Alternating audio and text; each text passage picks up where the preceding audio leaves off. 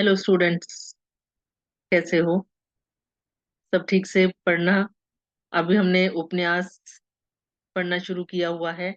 पहले जो पहला वीडियो है उसमें अध्याय 1, 2, 3 हम कर चुके हैं।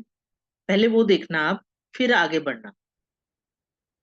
क्योंकि इतना जितना भी हमने पढ़ा उसमें हमें जितने भी करेक्टर इसमें आए उनके बारे में थोड़ा थोड़ा हमें पता चलना शुरू हो गया है कि कौन है, क्या चाहते हैं और क्या चल रहा है। अभी तक हमने जान लिया कि यहाँ पर मीनू के रिश्ते की बात अमित के साथ हो रही है और रिश्ते की बात ही हो रही है, सिर्फ उसको देखने के लिए गए हैं। पर रिश्ता अभी हुआ नहीं है। पर उसमें जो समाज की सबसे बड़ी समस्या दहेज, वो आ चुका है कि एक मीनू को जब देखने के बाद अमित के माता पिता और अमित घर पे पहुंचते हैं तो वहां पर उन्हें एक और रिश्ता आया होता है, सरिता का, जिसके पिता धनीराम उस प्रपोजल को लेके आए होते हैं। अमित और उसके परिवार को मीनू भी पसंद थी, परंतु यहाँ पर क्या होता है कि वहां 5 लाख दहेज देने की बात होती है। अभी पिता भी नहीं मान रहे कि हम दहेज के लालच में वो लड़की को मना नहीं करेंगे। पर जो घर की स्त्री है, जो घर की मुख्य स्त्री है, यानी अमित की माता जी, वो इस लालच में आ चुकी हैं कि हम उनको मना कर देंगे। और जबरदस्ती अमित के पिता से पत्र लिखवाया जा रहा है और थोड़ा सा ट्रिक के साथ कि उनको बोल दो कि दूसरी लड़की की शादी कर देंगे, तो हमें दूसरी उनकी छोटी लड़की पसंद है। वो ऐसा, और वो जब हम दूसरी लड़की के लिए बोलेंगे तो वो मानेंगे नहीं, तो ऑटोमेटिकली रिश्ता मना हो जाएगा। और अमित के पिता के मना करने के बावजूद भी पत्र उनसे जबरदस्ती लिखवाया गया। अभी पत्र वहां से निकल गया है मना करने वाला कि ये रिश्ता जो दूसरे ट्रिक के साथ बोला गया है, अभी वो लेटर आगे कहाँ पहुंचता है तो वो हम देखते हैं।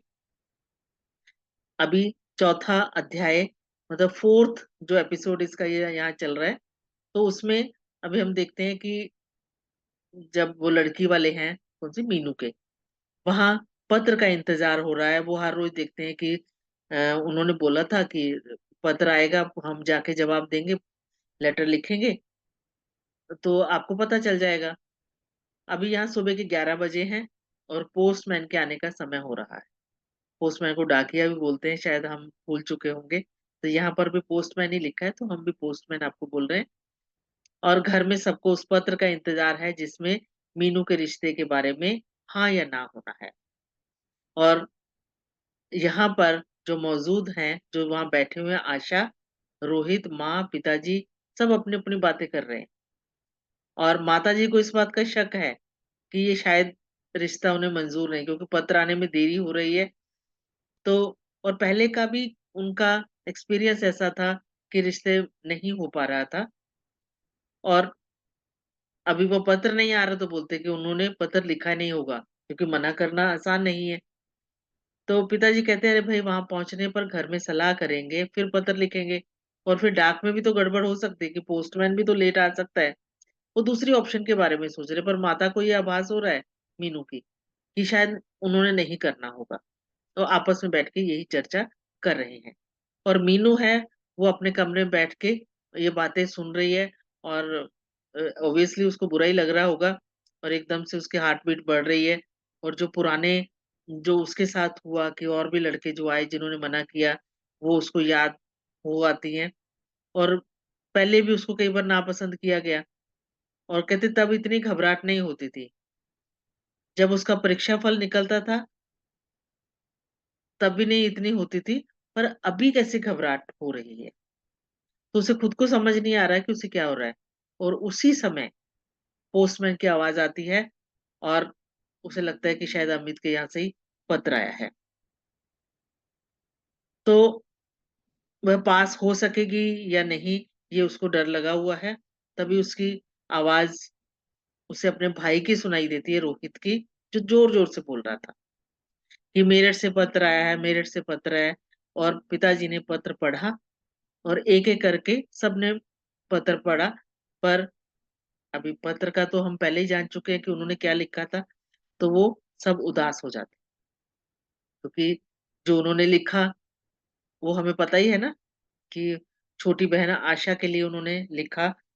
और घर में सब एकदम से चुप हो जाते हैं। तो मीनू अंदर बैठे ही समझ जाती है कि उसे नापसंद किया गया है, इसीलिए उसे ब बताया नहीं जा रहा। पर उसको ये समझ नहीं आ रहा कि उसकी कमी क्या है, कि वो भी ऐसी भी वो कुरूप नहीं है कि वो खूबसूरत नहीं कह सकते, तो बदसूरत भी नहीं कहा जा सकते, कि उसको मना क्यों किया जाता है, वो उसकी बात समझ में नहीं आ रही। और जब बार-बार मना किया जाता है तो होगा ना, तो उसके अंदर एक जैसे वो इन्फियोरिटी कॉम्प्लेक्स वो होता जा रहा है कि ऐसा ही क्यों हो रहा है? उसका विवाह क्यों नहीं हो रहा? कि शायद वो उस शादी के लायक नहीं है। तो उसने अभी सोचे-सोचे ना सोचते-सोचते उसने एक डिसीज़न ले लेती है, कि वो शादी करेगी ही नहीं। और फिर अपना वो पिल्लों में मुँह छुपा के लेट जाती। क्योंकि उसको समझ तो आ गया ना कि सब चुप कर गए, इसका मतलब कि कुछ तो गड़बड़ है। बाहर कमरे में माताजी, पिताजी बातें कर रहे थे। उन्हें यह समझ नहीं आ रहा था कि उन्होंने जो जो लड़के वाले हैं, उन्होंने आशा का हाथ क्यों माँगा? उसके लिए प्रपोज़ल क्यों दिया शादी का? तो माँ बोली कि मैंने उसी दिन आशा से कहा था कि तू कमरे में मत जा। अभी वो माँ अपनी बात पे कि उस दिन उन्होंने बोला था कि तुम कमरे में मत जाया करो जहाँ लड़के बैठे हो। कहती इसने सुनी नहीं और पहुँच गई वहाँ पे। वो अभी उस बात को लेके बोल रही है। तो कुछ देर बाद देख लिया ना तुमने उसका नतीजा। मतलब माँ एकदम डिप्रेस होके बोलती है कि मैंने मना किया था कि जब लड़के वाले आएँ तो आशा तुम मत आया करो। तो अभी वो जो उसके हैं पिता वो बोल रहे हैं कि पर मीनू की माँ आशा तो अभी छोटी है और इंटर की, मतलब अभी तो वो 11th-12th की ही वो पढ़ाई कर रही है। और जब तक मीनू घर पे है, बड़ी बहन है, तुम छोटी की तो शादी नहीं कर सकते।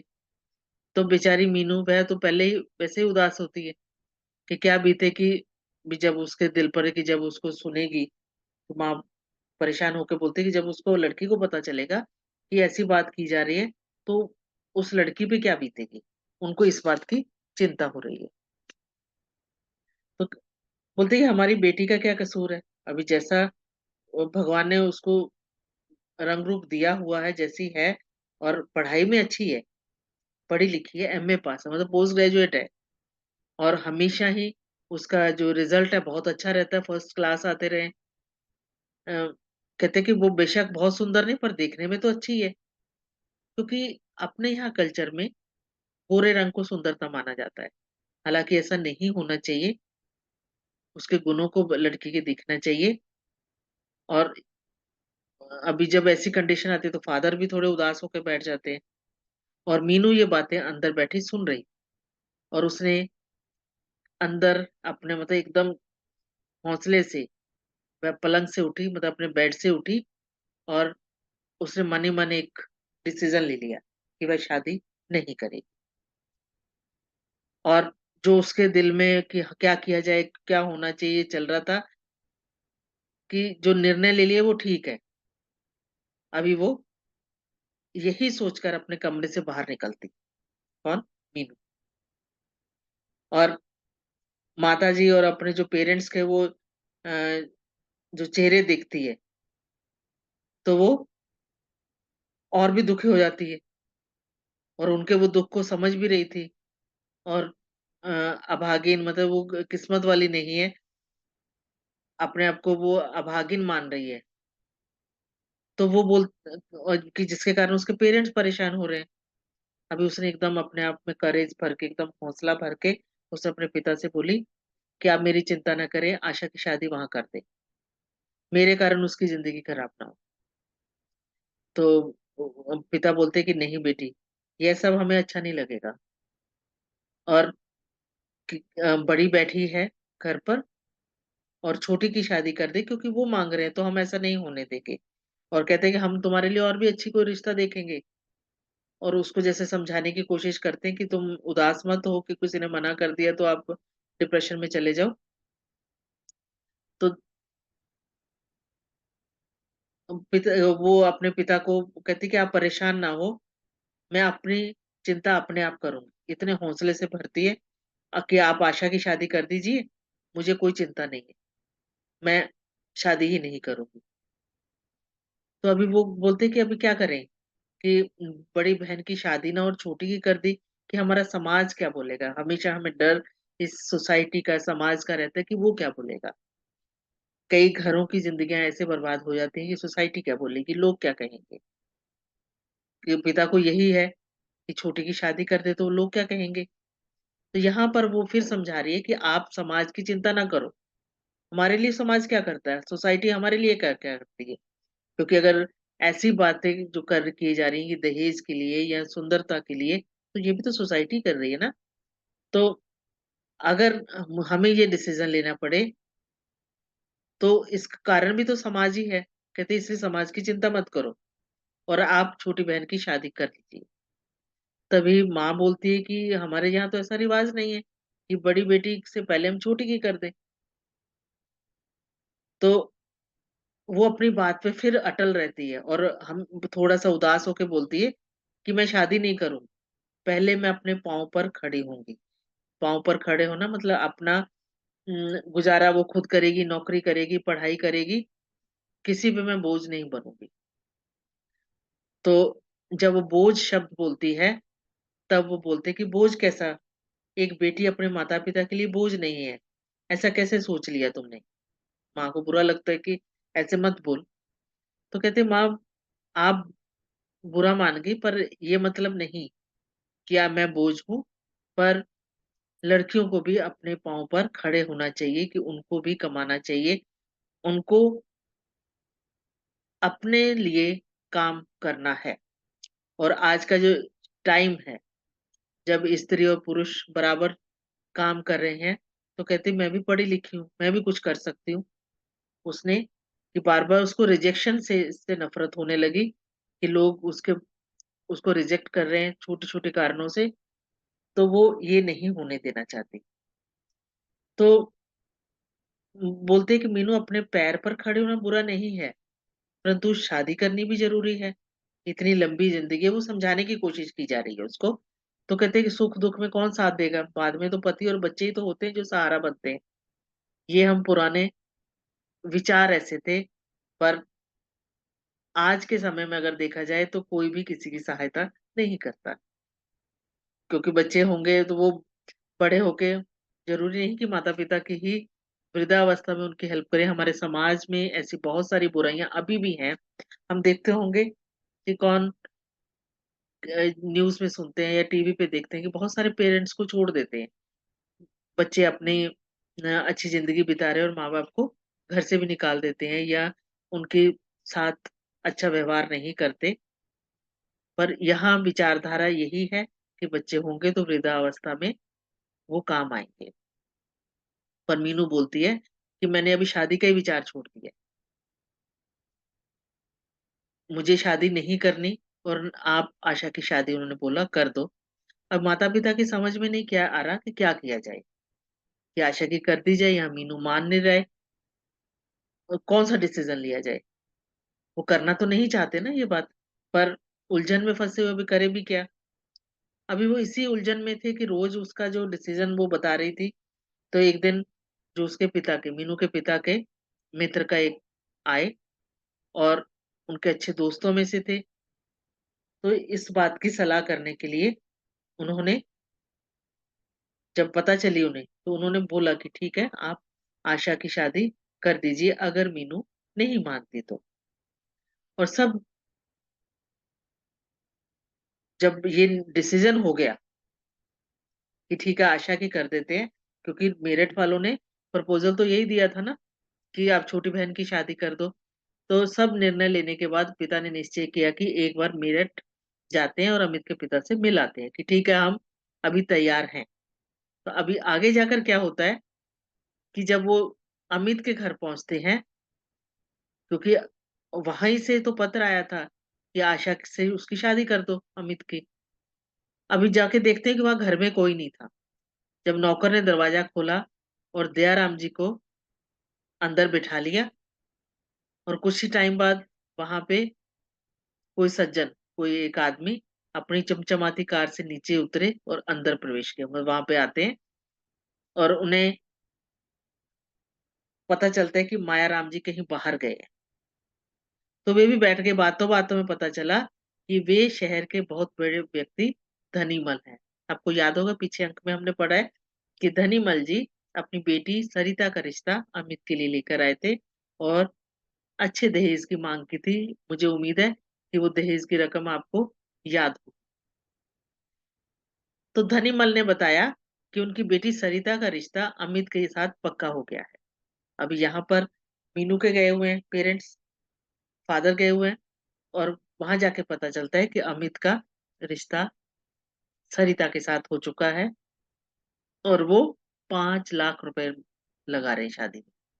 यह ज्ञात होने पर जब ये पता चलता है कि दयाराम जी के पांव तले धरती खिसक गई, मुहावरा है यहाँ पे, कि एकदम से वो घबरा जाते हैं और एकदम उनको लगता है कि अब यहाँ नहीं रुकना चाहिए और वो वहां से चल पड़ते हैं।